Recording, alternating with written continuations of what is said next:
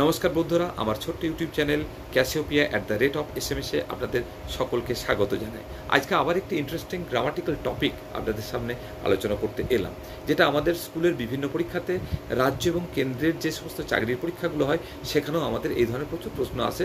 তো সেই সমস্ত প্রশ্ন সমাধান কিভাবে করব, আজকের ভিডিওটা আপনারা যদি একটু মন দিয়ে দেখেন তাহলে খুব সহজ হয়ে যাবে।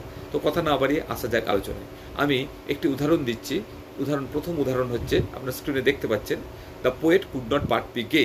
এর বাংলা করলে হয় যে কবি আনন্দিত না হয়ে পারলেন না।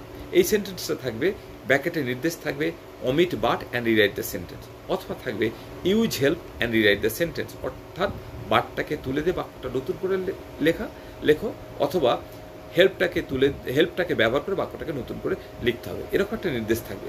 তো এটাকে কি করব না, কিছুই নয়, আমরা বাটটাকে প্রথমে সেন্টেন্সের মধ্যে যে বাট সেটাকে তুলে দেবো, সেই জায়গায় আমরা হেল্প কথাটা ব্যবহার করব।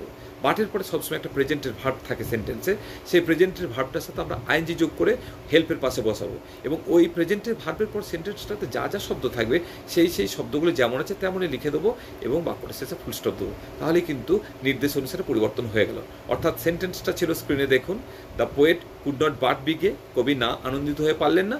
আমার নতুন যেটা উত্তর হলো সেটা হচ্ছে the poet could not help being gay, অর্থাৎ এখানেও বাংলা মানে দাঁড়ালো কবি আনন্দিত না হয়ে পারলেন না। অথচ দেখুন নির্দেশটা আমরা ফলো করলাম, বাটটা তুলে দিলাম, বাটের জায়গায় হেল্প বসালাম, তাই না? বাক্যটা নতুন রূপে হয়ে গেল, যার মানের কোনো পরিবর্তন হলো না, অথচ নির্দেশ অনুসারে কিন্তু বাক্যটা পরিবর্তিত হলো। আর একটা উদাহরণ দিই, I could not but weep then, অর্থাৎ আমি তখন না কেঁদে পারলাম না।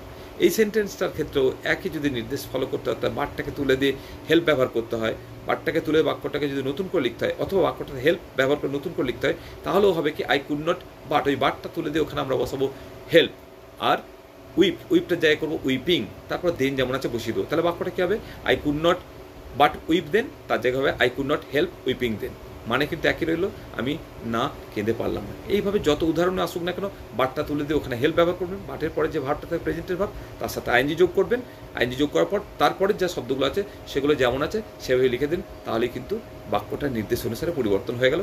এটাও একটা কিন্তু ট্রান্সফরমেশন অফ সেন্টেন্স। আশা করছি আপনারা ব্যাপারটা বুঝতে পেরেছেন এবং খুব ইন্টারেস্টিং লেগেছে। যদি আমার এই ভিডিওটা ভালো লেগে থাকে আপনারা লাইক করবেন এবং কমেন্ট করবেন, এবং পারলে বন্ধুদের মধ্যে শেয়ার করবেন, তাহলে আমি আবার নতুন নতুন ভিডিও এখানে আপলোড করতে পারবো। নমস্কার বন্ধুরা, সকলে ভালো থাকবেন, শুভরাত্রি।